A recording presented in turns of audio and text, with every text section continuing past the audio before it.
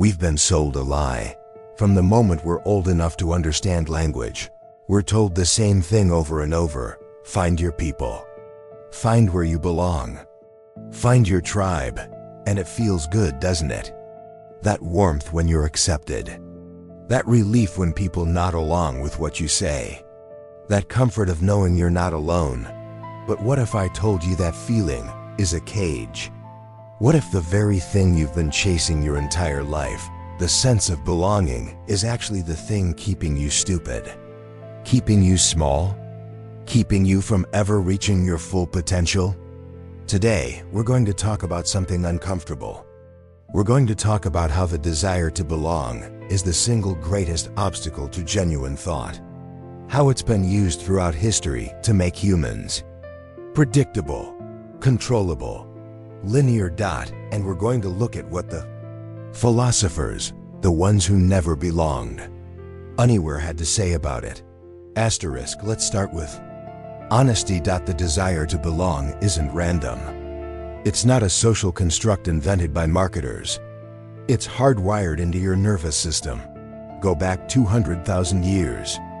You're standing on the savannah. The sun is going down. You hear something in the grass. If you're alone, you're dead. But if you're with the group, if they accept you, if they let you sit by the fire, you survive. Belonging meant life. Exile meant death. It is not consciousness that determines life, but life that determines consciousness. Karl Marx *. Marx understood something crucial here. Our consciousness, the way we think, what we value, what we fear, isn't some ethereal thing floating above us. It's shaped by the material conditions of survival. We needed the group to survive. So evolution made being rejected by the group physically painful. Brain scans show that social rejection activates the same neural pathways as physical pain. Literally the same circuits. You're not weak for wanting to belong. You're human, but here's the problem. That ancient survival mechanism, it's still running. And in a world of 8 billion people, with cities and internet and endless subcultures, that mechanism has been hijacked. We don't need the tribe to survive anymore. But we still feel like we do. So we keep seeking it. We keep finding groups to latch onto. Political parties, fandoms, subreddits, yoga communities, corporate cultures. And every single one of them wants the same thing. They want you to stop thinking. Asterisk. Every group has an entrance fee. And it's never money.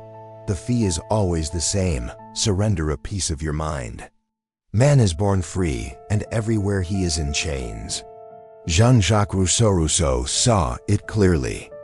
We're born with raw potential, with the ability to see the world fresh, to question, to wonder.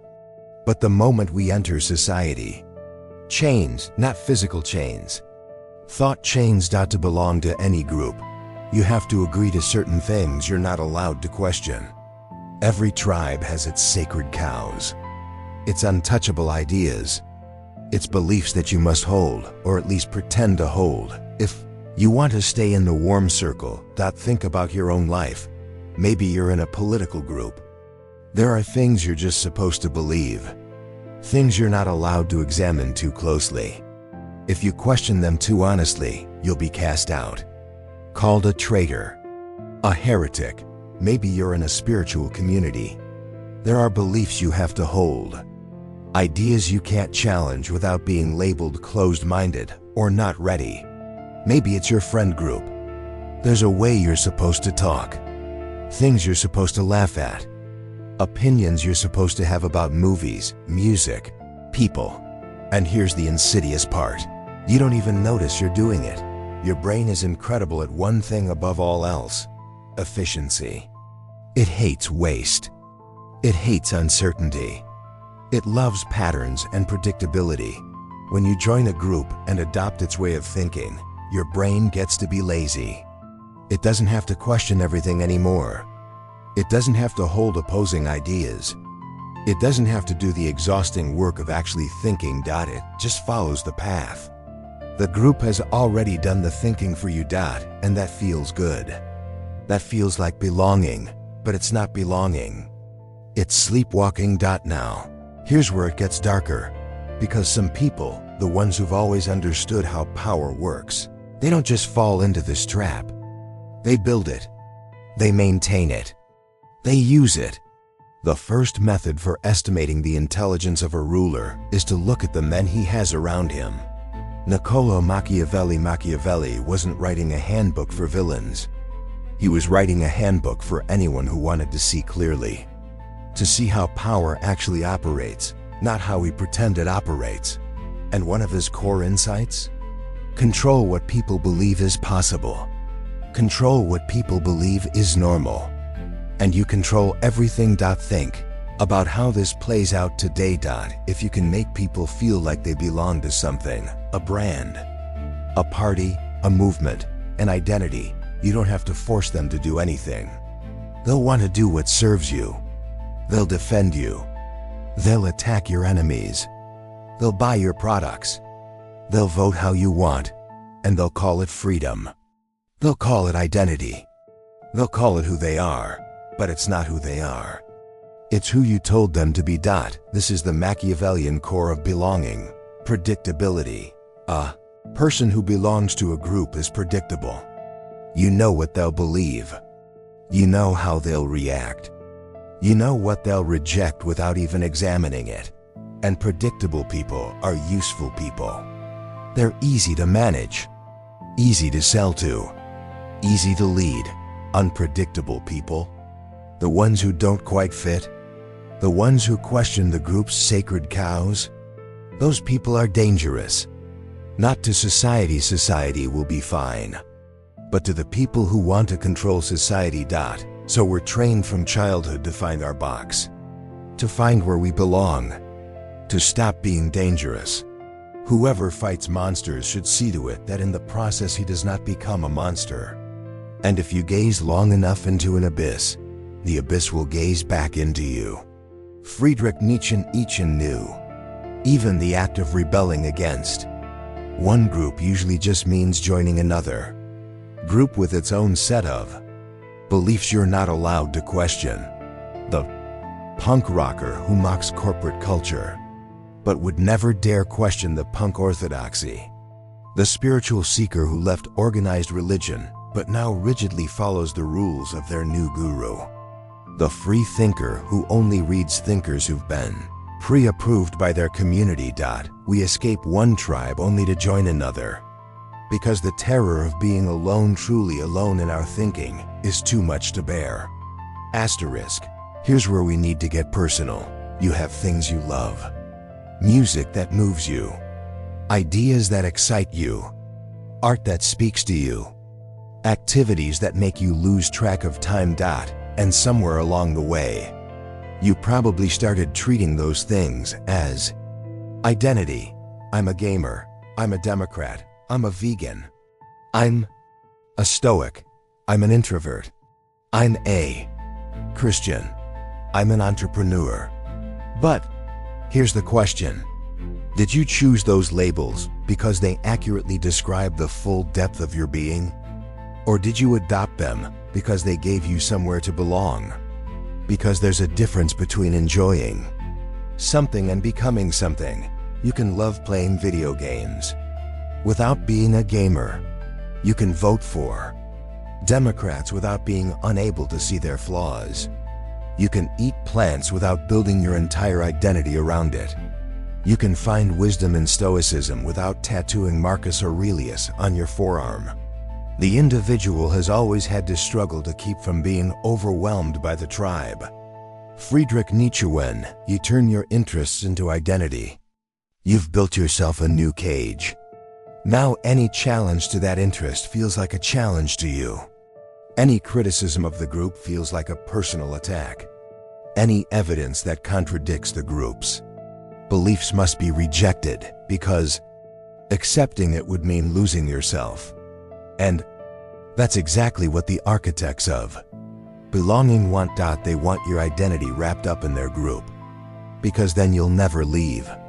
You'll never question. You'll never think clearly about whether the group is actually right or whether it's just comfortable. Let's talk about what your brain actually is. Your brain is not a filing cabinet. It's not designed to pick one label and stick it on your forehead for life. Your brain is a prediction engine, a meaning-making machine, a pattern recognition device of staggering complexity. Watch a child. They don't belong to anything yet. They just explore. They ask questions constantly. Why is the sky blue? Why do birds fly? Why is that person sad? What happens when we die? They hold contradictory ideas. They change their mind 5 times in 10 minutes. They try on different ways of being the way you try on jackets. This is the natural state of a human brain: open, curious, unaffiliated. I am not a man. I am dynamite. Friedrich Nietzsche again. He understood that a fully developed human being isn't someone who's found where they belong. It's someone who's exploded the categories. Someone who can't be contained by any single label. But we train that out of people. By adolescence, we're desperate to fit in. By young adulthood, we've usually found our tribe. And by middle age, most people can't even imagine questioning the basic assumptions of the groups they joined decades ago. The open, curious, contradictory child becomes the predictable, affiliated adult. And we call that maturity. We call it finding yourself. But you didn't find yourself. You lost yourself. You traded your multidimensional mind for a single label that made you feel like you belonged. Here's what belonging does to your thinking. It makes it linear. When you belong to a group, you adopt its framework, its assumptions, its way of seeing problems and solutions. Everything gets filtered through that lens.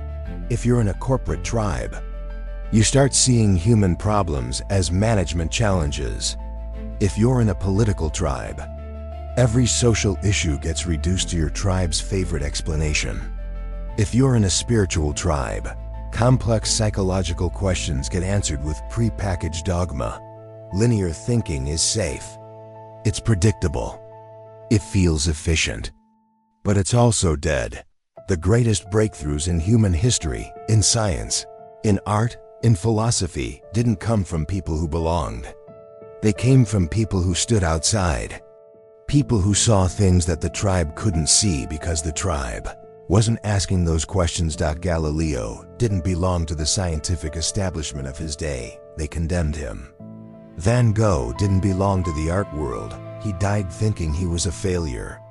Socrates didn't belong to Athens. They killed him for not belonging properly. The unexamined life is not worth living. Socrates knew. But here's what they don't tell you. Examining your life means examining your affiliations. It means looking hard at the groups you've joined and asking, are they true? Or are they just comfortable? Most people never ask that question, because asking it might mean leaving. And leaving means facing the void. The terrifying possibility that you might not belong anywhere. But here's the secret. That void is where thinking happens. So what do we do? How do we escape? Not by joining the anti-tribe. Not by becoming the person who mocks everyone who belongs to anything. That's just another cage with cooler wallpaper. Real escape is harder, and lonelier, and more beautiful than you can imagine. First, cultivate intellectual privacy. Start having thoughts that no one knows about. Ideas you don't post. Opinions you don't share. Questions you don't ask out loud. Let your mind roam where your tribe would never go, and don't tell anyone. This sounds small. It's not. It's how you rediscover that your thoughts belong to you, not to the group. Second, practice holding opposites. Find something you believe. Then, for 10 minutes, argue the opposite convincingly. Not as a game, as genuine intellectual exercise. Can you see why intelligent, good faith people might believe the thing you reject? If you can't, you're owned by your tribe. If you can, you're starting to think. The test of a first-rate intelligence is the ability to hold two opposed ideas in the mind at the same time and still retain the ability to function. F. Scott Fitzgerald had it right. First-rate intelligence isn't about finding the right answers. It's about tolerating the discomfort of not having them yet. Third, love things. Don't become them. You can love heavy metal without being a metalhead. You can love Buddhism without being a Buddhist. You can love capitalism without being a capitalist. You can love your country without being unable to see its crimes. The things you love are experiences, not identities. Hold them lightly. Let them change. Let them go when they've taught you what they came to teach. Fourth, embrace productive loneliness. The moments when you don't belong, when you're between tribes, between identities, between answers. Those moments feel like death, but they're actually life. They're the only times your brain is truly open, truly searching, truly alive. Don't run from them. Don't fill the void with a new tribe. Sit in the discomfort. Let it teach you. So let me leave you with this. The desire to belong is not evil. It's human. It kept our ancestors alive. It gives us warmth and comfort and moments of genuine connection. But like all ancient drives, it must be managed, not followed blindly, not worshipped. Every time you feel the pull to join, to affiliate, to label yourself, to declare your allegiance, pause. Ask yourself, am I joining because this is true? Or am I joining because I'm afraid to be alone? The individual has always had to struggle to keep from being overwhelmed by the tribe. If you try it, you will be lonely often, and sometimes frightened. But no price is too high to pay for the privilege of owning yourself. Friedrich Nietzsche, owning yourself. That's what's at stake. Not belonging, not fitting in, not finding your tribe, owning yourself. The philosophers who changed the world, the ones whose words we still read thousands of years later, they didn't belong anywhere. They stood outside. They looked at the tribe and said, "No, I won't surrender my mind for your approval." And they were lonely, and often frightened, and sometimes killed, but they were free. You were not born to be a cog. You were not born to march in step. You were not born to have your thinking done for you by people who profit from your predictability. You were born with a brain, capable of holding infinite possibilities, capable of contradiction, capable of growth, capable of truth. Don't trade that for a seat by the fire. The fire will go out. The tribe will move on. The labels will fade. What remains is what you actually thought, what you actually saw, what you actually became when no one was watching. Make sure there's something there. Asterisk, asterisk, you keep trying to belong. That's the trap. Every group you join wants a piece of your brain, your identity, your loyalty. They want you to stop thinking for yourself. The philosophers knew belonging costs you. So here's your homework. One thing. Do it today. Pick 1 hour. 1 hour where you refuse to belong to anything. No tribe, no label, no team, no I'm a this or I'm a that.